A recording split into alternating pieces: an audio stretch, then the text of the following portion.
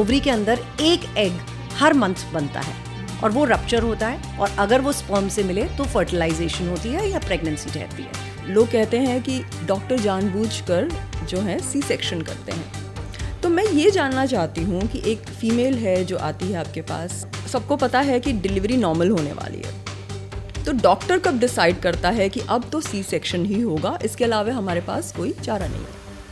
Baby and the mother should be fine. That is the first and foremost thing in my mind.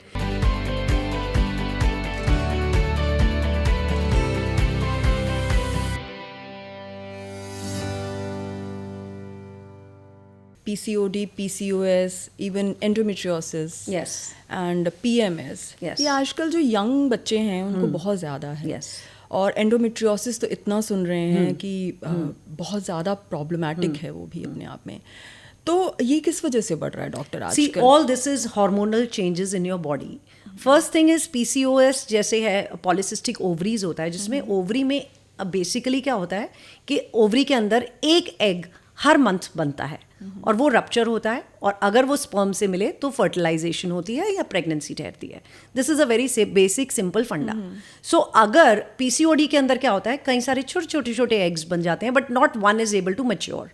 This is about ovulation, that is just one aspect of PCO. दूसरा aspect ये है weight gain, क्योंकि hormonal changes होते हैं, insulin की sensitivity हो जाती है।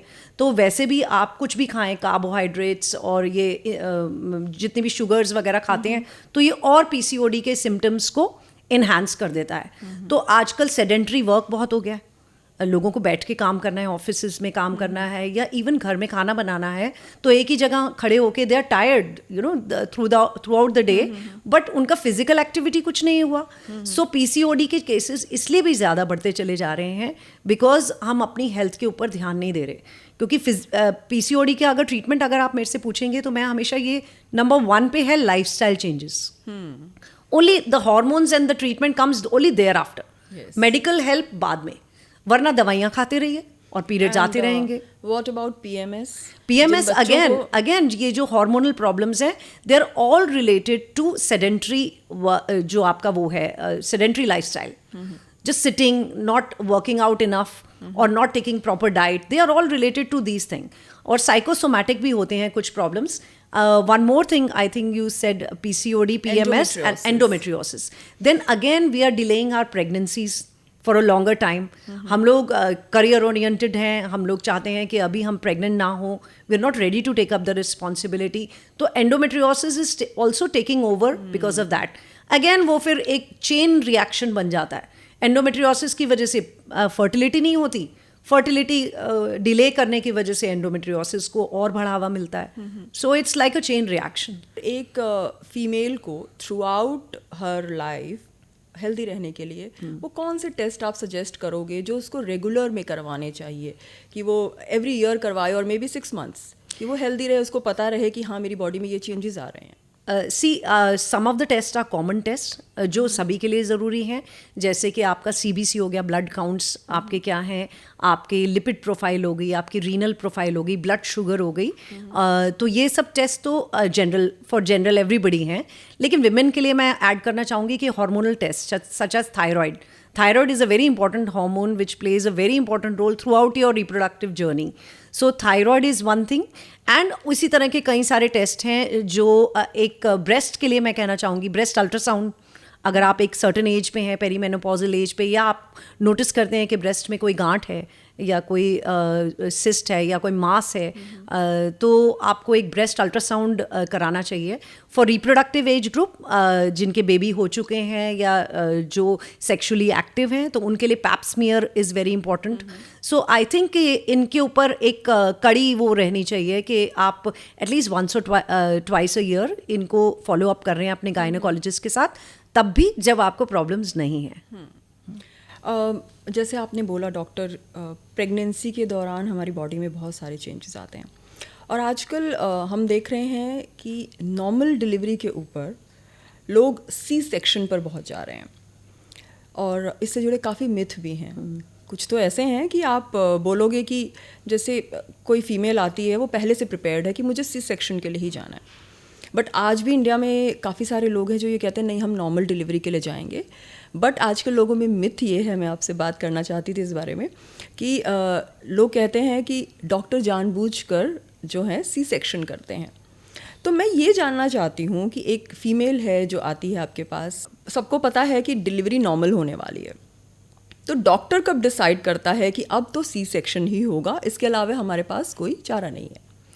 So let me tell you something that सबसे पहली बात ये है कि we go by the book, कि कुछ इंडिकेशंस होती हैं जो डायरेक्ट इंडिकेशंस होती हैं सी सेक्शन के लिए। Otherwise I think as a practitioner मैं 22 साल से इस ऑब्स्टेट्रिक्स के अंदर ही काम कर रही हूँ। सो मेरा जो कंसर्न रहता है कि baby and the mother should be fine.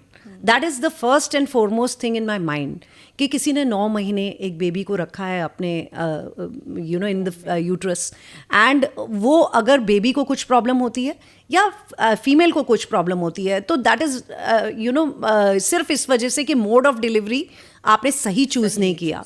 सो सही mode of delivery for every patient, unless के डायरेक्ट इंडिकेशन हो, जैसे कि बच्चा उल्टा है for a primi patient, primi means कि फर्स्ट टाइम प्रेगनेंसी, अगर बच्चा उल्टा है तो there is no way she is going for a normal delivery. So that is one thing. या प्लासेंटा प्रीविया है, यानी कि प्लासेंटा नीचे है, it's covering the mouth of the uterus, so if you go in for a normal delivery she will bleed to death. So these are the direct indications. या फिर नीचे pelvis छोटा है, फर्स्ट प्रेगनेंसी में you don't know, pelvis assessment हम लोग करते हैं अराउंड द 9th मंथ, जब हमें लगता है कि नीचे की मसल्स रिलैक्स हो गई हैं, और एक पेल्विक असेसमेंट किया जाता है जिससे हम अंदाज़ा लगा सकते हैं कि will she be able to go in for a normal delivery और नॉट। कुछ लोग होते हैं मुझसे 3rd मंथ में या 4th मंथ में पूछने लग जाते हैं कि नॉर्मल हो जाएगा। They are so worried about normal delivery. I always tell them that why don't you concentrate on the mother and the child being okay, rather than taking the stress कि normal होगा या caesarean होगा। तो कोई भी doctor इस तरह से नहीं सोच रहा है कि मुझे सिजेरियन करना है।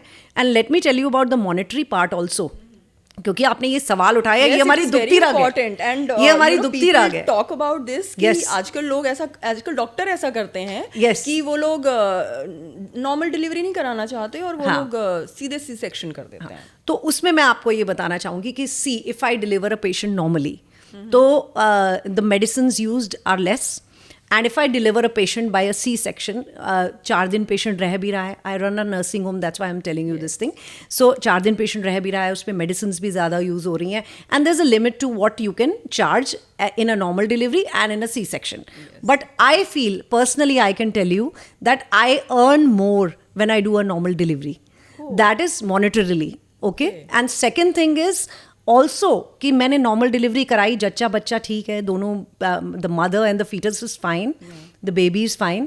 So लोग 10 जगह जाके बोलते हैं कि ये डॉक्टर अच्छा है, because they calculate your, see it's very hard for us also. They calculate your caliber. वो ये सोचते हैं ये डॉक्टर तभी अच्छा है अगर ये नॉर्मल डिलीवरी करा है। वही मैंने बोला ना अभी आपको कि इंडिया में तो कम से कम ये है अभी भी कि आप लोग नॉर्मल डिलीवरी के लिए जाइए, चाहे आप you are in labour for 12 hours और 14 आवर्स में भी। क्योंकि हम लोग ये सोच के डिसाइड नहीं करते, हमारा डिसीजनल फैक्टर इज बेस्ड के जो पेशेंट है और उसका बेबी ठीक रहना चाहिए, they should go out healthy from your hospital. That is our way of assessment. हम ये नहीं सोच रहे दिमाग में कि इसका नॉर्मल होगा या caesarean. Sometimes even till the last moment we don't know. कई ऐसे पेशेंट्स भी हैं जिन्होंने पूरे पेन्स लिए हैं, हेड नीचे नहीं आया, तो हमें एकदम से सी सेक्शन करना पड़ा है।